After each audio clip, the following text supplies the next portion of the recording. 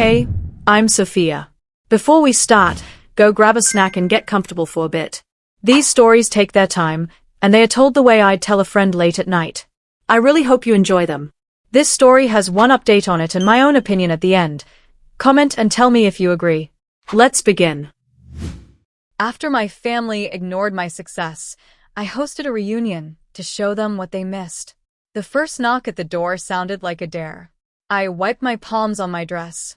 Dark green, not too flashy, but nice enough that I felt grown, and forced myself to walk, not sprint, down the hallway.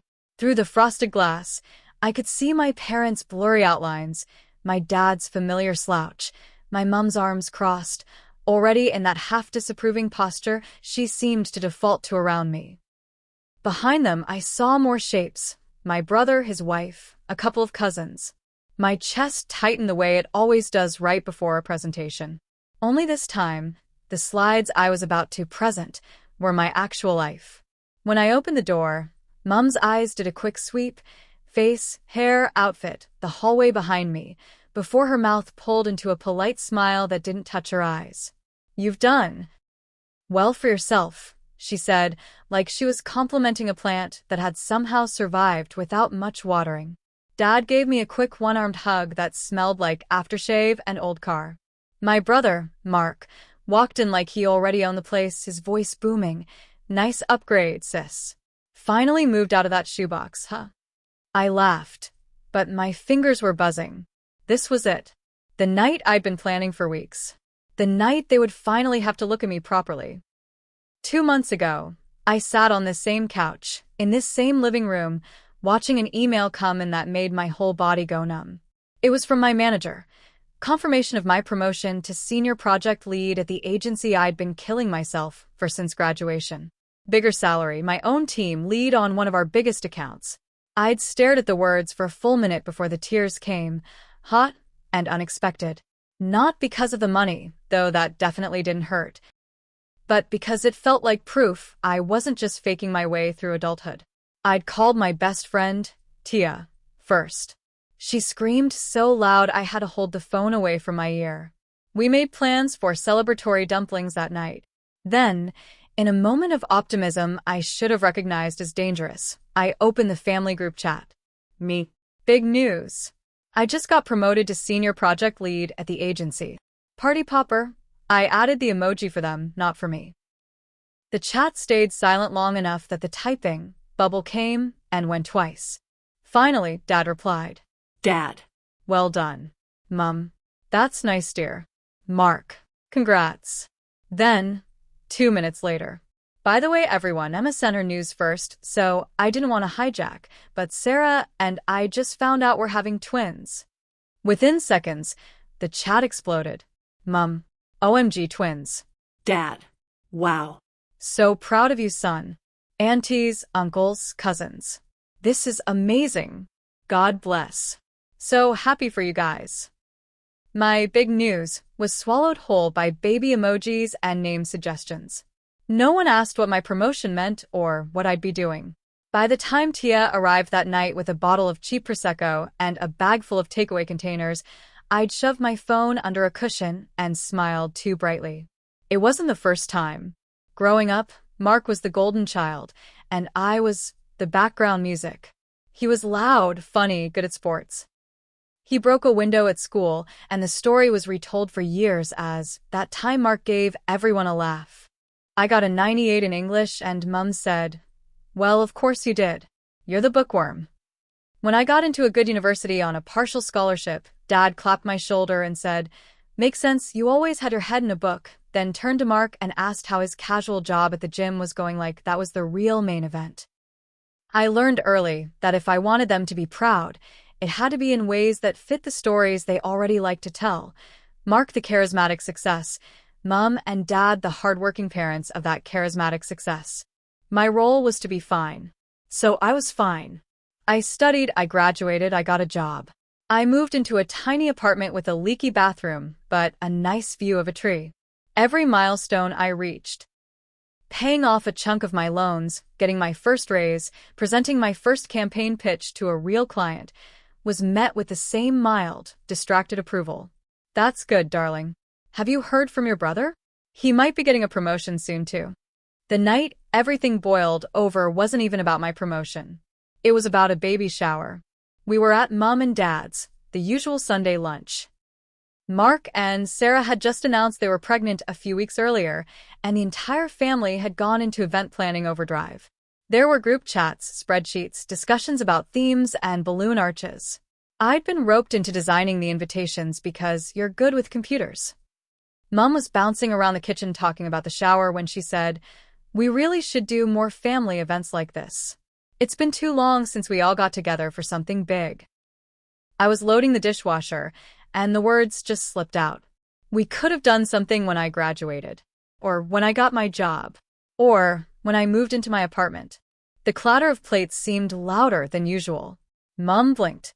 "We had dinner," she said. "We went to that Italian place."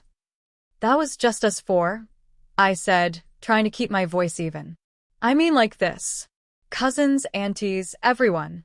She frowned like I was speaking a different language. "Well, that's not really the same thing, is it? A baby is, a big deal." "Oh," I said. My cheeks were burning. Right. "I guess promotions and stuff aren't big deals." Mark, who'd been scrolling his phone on the couch, chimed in without looking up. "Don't be weird, Em." You know Mom didn't mean it like that. But she had, and they all knew it. On the train home that day, squeezed between a guy eating something that smelled like burnt onions and a teenager blasting music through their headphones, I opened the notes app on my phone and wrote, "They only care when it fits their story." Underneath that, before I could talk myself out of it, I wrote, "Host my own big family event. On my terms." At first, it was a fantasy. I pictured hiring out a venue, arriving in a red dress, the whole family gasping as I announced I'd bought a house, or that my campaign had just gone national, or that I was moving overseas to do something impossibly glamorous. In my head, they looked regretful, like those movie scenes where the parents realize they've underestimated the main character. Reality was less dramatic, but it still started with a house. 6 weeks after my promotion, I was deep in a late-night scroll through listings I couldn't afford yet, half as a joke, when I saw it. A small, freestanding place on the edge of the city, with a tired front garden and scuffed floorboards but solid bones. The price was somehow within reach, thanks to years of saving, sheer luck, and a market dip. I went to the inspection out of curiosity and walked out clutching a brochure, heart pounding. "This is insane," I told Tia over coffee. "Or," she said, sipping her latte, "it's exactly what you've been working your ass off for." 3 months later, I had keys in my hand. I didn't tell my family until after the papers were signed. Partly because I wanted it to be real first, partly because I knew exactly what would happen if I told them beforehand. Mark would suggest a different suburb, Dad would tell me I was rushing, Mom would worry about me, taking on too much. Instead, I texted the group chat a photo of me with the keys in front of the house. Me. "So, I bought a place." Dad. Wow. "That's big." Congrats. "Mum, you should have told us you were looking. We could have advised." "Anyway, congratulations." Mark. "Nice one," property mogul face with tears of joy. Then nothing. "No, when can we see it?" "No offers to help paint. No, we're proud of you." The next day, the chat was full of baby shower logistics again. So I decided, if they weren't going to show up for my success on their own, I'd create a situation where they had to. I called it a family reunion on the invitations, partly because "come look at how well I'm doing now" felt a bit on the nose, and partly because I did genuinely miss the big noisy gatherings from when we were kids. I hired a caterer, nothing too fancy, but definitely a step up from Mum's usual potato salad. Booked a cleaning service and spent weekends sanding and painting until the house looked less like recently vacated by students and more like a real adult lives here. Tia helped me string up fairy lights in the backyard and set up a long table with mismatched chairs I'd begged and borrowed from neighbors. I printed little place cards. On the wall inside, I created a photo display, childhood pictures of all of us, yes, but also ones of my own milestones. Graduation. First day at the agency. A snapshot of me presenting to a client one of my team sent me. The day I got the keys, beaming and sweaty in front of the sold sign. The reunion invite said, "Let's all get together again, it's been too long. I'd love to host you in my new place and celebrate new chapters." No one could say I was lying. Which brings us back to that first knock on the door. As the evening unfolded, the house filled up with familiar sounds. Auntie Lena's loud laugh, Uncle Joe's terrible jokes, kids racing up and down the hallway. People complimented the food, the fairy lights, the cozy vibe. A few did the polite house tour, making generic comments like, "Nice kitchen," or "Good size yard." It was fine, but it wasn't the reaction I'd secretly been dreaming of. No one seemed struck by the fact that I, the bookish one, had pulled this off by myself. It felt like they'd all just decided to slide my achievement into the background of Mark's baby storyline. During dinner, Mum tapped her glass with a knife. "I just want to say how lovely it is that our Emma has opened her home to us," she said. "We're very blessed to have such a close family." I smiled tightly. It was the kind of generic toast you make at any gathering. No mention of the promotion, the house, the work that had gone into this. Before I could stop myself, I stood up. My heart thudded in my ears. I'd actually like to say something too. I heard myself announce. Daniel isn't in this story. There's no supportive fiancé to squeeze my hand under the table. It was just me and my suddenly dry mouth. Everyone turned. Phones were lowered. Cutlery paused. "I know the invite said reunion, and I'm really glad you're all here," I began. My voice shook a little, but I kept going. "But there's another reason I wanted to do this." I gestured around. "I bought this place by myself. I got promoted this year to senior project lead. I've been doing well. And I realized something kind of painful a while ago. We've never really celebrated my wins like this. Not with everyone. Not like we do for pregnancies or engagements or new jobs when they're someone else's." The silence in the room changed flavor. It wasn't just listening quiet anymore, it was, oh, quiet. I took a breath. "So, I decided, if no one else was going to throw a party for me, I'd throw one for myself. Not to show off, but to mark the fact that I've worked really hard, and I'm proud of what I've built. And I wanted my family to see it, to see me." Mum's face had gone stiff. Mark was staring at his plate. One of my younger cousins looked like she wanted to clap, but wasn't sure if she was allowed. I forced a smile. "That's it, really. I'm happy you're here. I hope you'll actually remember this, the way we remember everyone else's big moments." I sat down. My legs felt like jelly. For a second, no one said anything. Then Auntie Lena, bless her, started clapping. "Good on you, love," she said. A couple of cousins joined in. The kids started clapping because everyone else was. Mum didn't clap.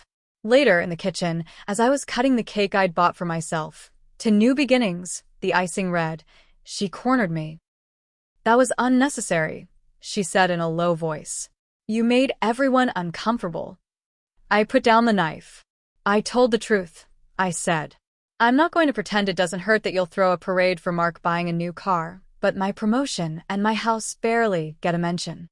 "We've always supported you," she snapped. "We came to your graduation." She trailed off, searching for examples. "You came to the ceremony, left right after, and talked the whole drive home about how Mark might get into management one day," I said. "You didn't even ask what my degree meant for my career." "That's not fair," she said, stung. "What's not fair?" I replied, surprising myself with how calm I sounded, "is being treated like a placeholder until the real announcement happens. I'm allowed to be proud of myself, Mum. I'm allowed to want my family to be proud too." Her eyes shimmered with angry tears. "So you host a reunion just to lecture us?" "I hosted a reunion to show you my life," I said. "What you do with that is up to you." She shook her head and walked away, muttering something about me becoming self-absorbed. By the end of the night, a few people had quietly said things like, "We are proud of you," or "I had no idea what you actually did at work." Mark even patted my shoulder and said, "Didn't realize it bothered you that much, Em." "It did," I said simply. When the door finally closed behind the last guest, I stood in the quiet, surrounded by empty glasses and crumpled napkins, and realized something. I had wanted this night to change them. Instead, it had changed me. Because once you say out loud, "I'm done being invisible," it's very hard to go back to shrinking yourself. And that was only the beginning. Okay, pausing here because this is such a painfully common dynamic, it's almost its own genre. First off, Emma is not crazy, dramatic, or self-absorbed for wanting her family to actually show up for her achievements. The emotional labor she's done for years, downplaying her own wins, clapping the loudest for everyone else, swallowing hurt when she's sidelined, is enormous. The fact she bought a house and got a major promotion and the family's reaction was basically nice anyway is brutal. And when you add the golden child sibling with the built-in fan club, that's gasoline on the fire. Hosting the reunion is, yes, a little bit of a power move. But it's also deeply sad in a way. She has to create her own ritual because the people who should have done it didn't. It's both empowering and heartbreaking. The speech she gives is actually pretty measured. No name-calling, no dragged-up ancient history, just "this is how I feel, this is what I've done, I want to be seen." If that makes everyone uncomfortable, that says more about them than her. Mum's reaction is textbook defensiveness, immediately reframing Emma's boundary as an attack. Instead of sitting with the discomfort of, "maybe I've minimized my daughter's accomplishments," she jumps straight to "you embarrassed us. You're ungrateful." That "we've always supported you" line is telling. Parents often equate basic care, roof, food, not actively sabotaging you, with emotional support. They're not the same. The most powerful part to me is Emma's internal shift at the end, realizing the night wasn't actually about making them different, but about allowing herself to be different around them. That's where real change usually starts. Now, let's see what happened next. Update. Hi again. So a few people asked what happened after my accidental intervention reunion, and enough time has passed now that I can see it a bit more clearly. Short version, it got messier before it got better. The day after the reunion, the family group chat was quiet. Eerily quiet. No thank you for having us. No photos shared. Just silence. I half expected someone to start a side chat without me in it. Instead, Mum called. "I didn't sleep last night," she said by way of greeting. "I kept thinking about your little speech." I braced myself. "Okay. I just don't understand where all this resentment is coming from," she continued. "We have always done our best for you kids." "I know you've done your best," I said. "I'm not saying you were bad parents. I'm saying there are patterns that hurt me, and I'm finally telling you instead of pretending they don't." She sighed. "You made your brother feel terrible." There it was. Apparently, after they got home, Mark had said something like, "I didn't realize Em felt like that," and gone unusually quiet. Mum interpreted this as me putting guilt on him. "Mark didn't do anything wrong by having good news," she said. "You can't be angry at him for that." "I'm not angry at him for having twins or a good job," I said. "I'm angry that every time something good happens for me, it's treated as a warm-up act for someone else's announcement. That isn't his fault. It's yours." Silence. "Then, is that really how you see us?"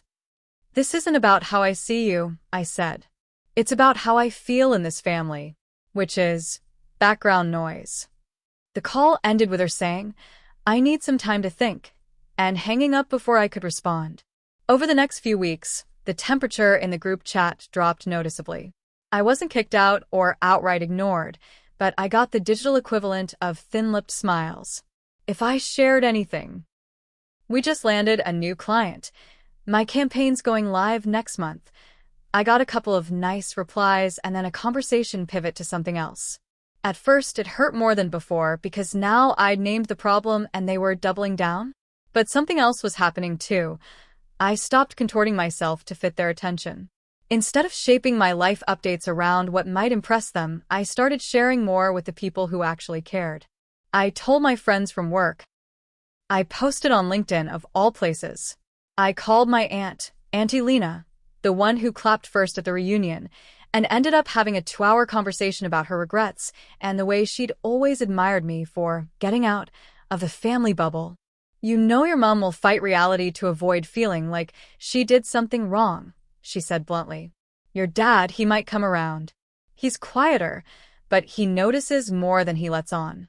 She was right. About a month after the reunion, Dad asked me to grab coffee with him, just the two of us, which almost never happens. We sat in a cafe near his work, the kind that serves everything on wooden boards and has plants hanging from the ceiling. He stirred his cappuccino for so long the foam disappeared. I've been thinking about what you said, he began. At the house. And on the phone with your mom. My heart slept into my shoes. Okay. He looked older than I remembered. When you kids were little, your mother and we worried about Mark. He was always getting into trouble, always pushing boundaries. We never worried about. You'd sit in the corner with a book and do everything right. I think we made the mistake of thinking you didn't need attention, that you were fine without it. I wasn't, I said quietly. I can see that now, he replied. Doesn't excuse it. I just wanted you to know it wasn't because we didn't care. I believed him. That didn't magically fix things, but it did soften something in me. Then, he asked a question that nearly made me cry right there between the succulents and the overpriced banana bread. What does support look like to you now? He asked. Going forward? I took a breath. Ask about my life without comparing it to Mark's. Remember my milestones without me having to prompt you. When I share good news, don't immediately pivot to someone else's. Show up. That's it. He nodded slowly. I can do that. To his credit, he has tried. He calls now and then just to ask, how's the campaign? Or, how's the house? He came over one Saturday with a toolbox and fixed a cupboard door that had been annoying me for weeks. Small things, but real. Mom was more resistant. Her stance for a while was essentially, you misinterpreted everything, and now you're attacking me.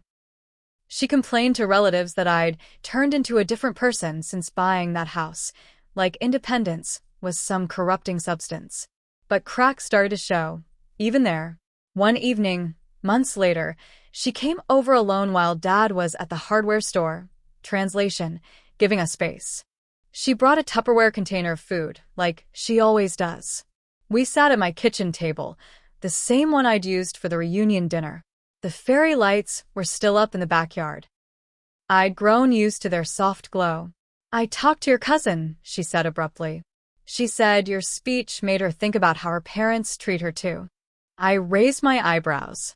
Is that good or bad? Mum's mouth twisted. Depends who you ask. She sighed. I don't like feeling like the villain, Emma. I don't like feeling invisible, I said. We sat there, two women who loved each other and had hurt each other and didn't know how to bridge that without losing face. Finally, she said, I am proud of you. You know that, don't you? I don't know that, I answered honestly. I know you love me. Pride, you don't show it the way you do with Mark. She winced. I suppose I thought you didn't need it as much. I needed it differently, I said. And I needed you to notice when I was shrinking. She blinked rapidly. Like tears were a bug, she was trying to blink away. I don't like this new confidence of yours, she muttered, but there was a faint smile tugging at her mouth. It makes my life harder. It makes mine easier, I said. We both laughed a little. It wasn't a movie reconciliation. There was no big hug with swelling music. But something in the air shifted from versus to maybe, eventually with. As for Mark, he surprised me the most. A few weeks after the twins were born, I went over with food and tiny onesies. In the chaos of feeding and burping and trying to remember which baby had which name, he pulled me aside. Hey, he said awkwardly, scratching the back of his head. About that night at your place. I've been replaying it a bit. I braced for defensiveness. Instead, he said, I genuinely didn't see it. Like how sidelined you felt. Doesn't mean it wasn't happening, just I was so wrapped up in my stuff. I'm sorry. I blinked. Thanks, I said. He shrugged. You know, Mom, she'll cling to the version where you attacked her till the end of time. But I get it now. And for what it's worth, you buying a house and getting that promotion? That's huge. I brag about you at work, you know. You do. He grinned. Of course I do. My sister's the smart one, remember? I walked home that day pushing a stroller full of leftover baby gear, feeling lighter than I had in months. The reunion didn't magically transform my family into emotionally fluent, perfectly validating unicorns. They are still themselves, messy, defensive, loving in crooked ways. Mom still occasionally says things like, "Don't get too big for your boots," when I talk about future plans. Dad still deflects with jokes. Mark still takes up space, without always realizing it. But I'm different now. I no longer measure the worth of my achievements by how loudly my relatives clap. I share good news with people who know how to say, "That's amazing," without immediately following it with "Speaking of which, did you hear what so-and-so did?" I set boundaries. I've skipped a couple of family events when I knew I'd be walking into a room where my reunion speech was still the unspoken elephant in the corner. And when Mom tries to downplay my work, I don't swallow the sting. I say, "That hurts," and let the silence do its work. Next month, our agency is sending me to another city to lead a new branch. It's a huge step. When I told my parents, Dad said, "They'd be stupid not to choose you." And Mom said, "We'll miss you, but of course you're going," in a tone that sounded suspiciously like genuine faith. I don't know if I'll ever get the cinematic moment where they stand up at a podium and list all the things they're proud of me for. But I do know this. I threw myself a party literally and metaphorically. I invited them in. Some of them chose to come properly. Others are still hovering in the doorway.